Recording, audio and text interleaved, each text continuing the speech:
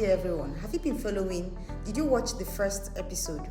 Well, if you did, you already know that I said I'm going to be back, and I'm back. And I want you to listen.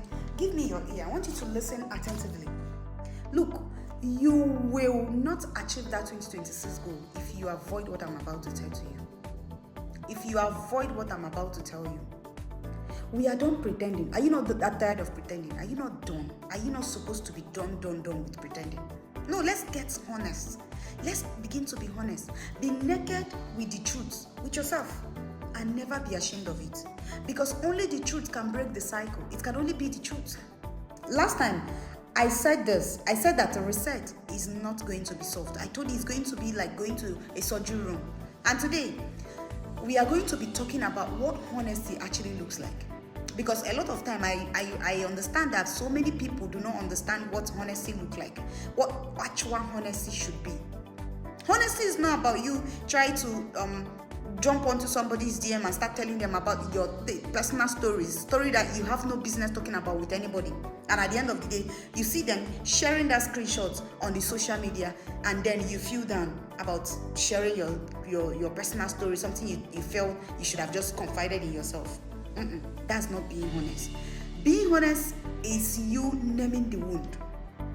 What do I mean by naming the wound? You pick your pen, you pick your journal, you pick your jotter, and you write down everything that pisses you off, everything that whenever you remember it, you feel like you want to hate yourself. You feel like you're wrong about yourself. You feel like you've made the worst mistake and you can't find yourself from it. You name it down. You don't need to over-explain. You don't need to over-justify it. Just name what it is.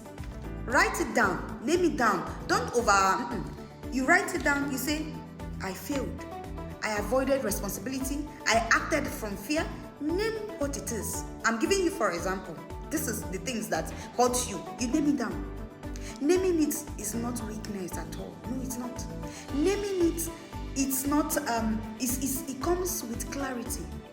And clarity is where healing starts. Clarity is where your growth begins. And another one is step 2. Step 2, you need to differentiate guilt from shame. Now listen carefully. Guilt will say to you, I did something wrong. But shame will say to you, I am something wrong. You see the difference? There's a big difference. One pushes you towards growth, the other pushes you to hiding. If you want real change, listen to your guilt. Reject that shame aggressively. Aggressively reject the sense of shaming yourself. Don't do that. It's not going to take you anywhere. It will only keep you stagnant. You see that your growth, you can never achieve it if you keep blaming yourself every day. If you keep shaming yourself every day, you need to accept guilt and leave shame aggressively. Do it all, because your life depends on it. And then the step 3 is repair, not performance.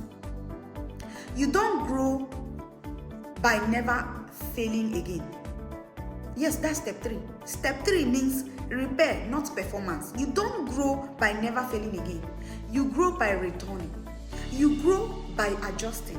You grow by rebuilding. And you do this thing intentionally because your life depends on it.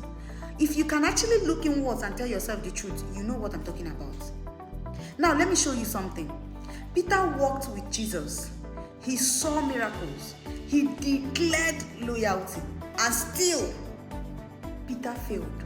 He failed publicly. He failed painfully. He did not need a lecture. He already knew he has failed. Nobody needed to remind Peter that, now you have failed though. Yes, nobody needed to remind him. He knew that he has failed. But what did he do? But Jesus came for Peter. Jesus came for Peter when he resurrected. Not with shame, not with reminders, but just with one question. He said, Peter, son of John, do you love me? And he asked this question repeatedly 3 times. Do you love me? What did Peter say? Tell me if you know the story of what I'm talking about. Do you love me? And Peter, he asked, check in your Bible, John 21, verse 15 to 17. Yeah, to 17. That wasn't a punishment. It was just restoration. Yes. Hear me clearly. Failure is not the end.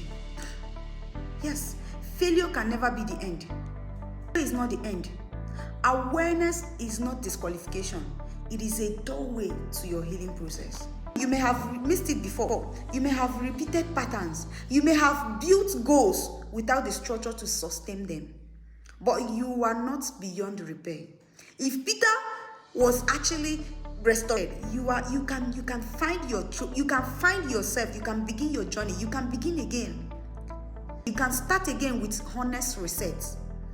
This is your reset. It is rooted in grace. It is grounded in truth. It is built in honesty. We are done pretending. Let's get to heal. Let's get real. And if you're with me, if this hits you, if this speaks to you, we are not chasing motivation. That's not what we are chasing. We are building transformation. We are starting again. We are starting again with honest resets. We are starting again with looking inwards and naming what the injury, the problems are. Facing them up front and looking for a way we can actually do it better again and again. It is possible. I tell you, because I have done it. I have tried it, and you should try it, and you should come back with your review. I want to hear each and everybody review. Come back with your review. Get your review back to me, and let me hear you out. Thank you. My name is Ife Snachi, your one and only self-leadership coach. If what I say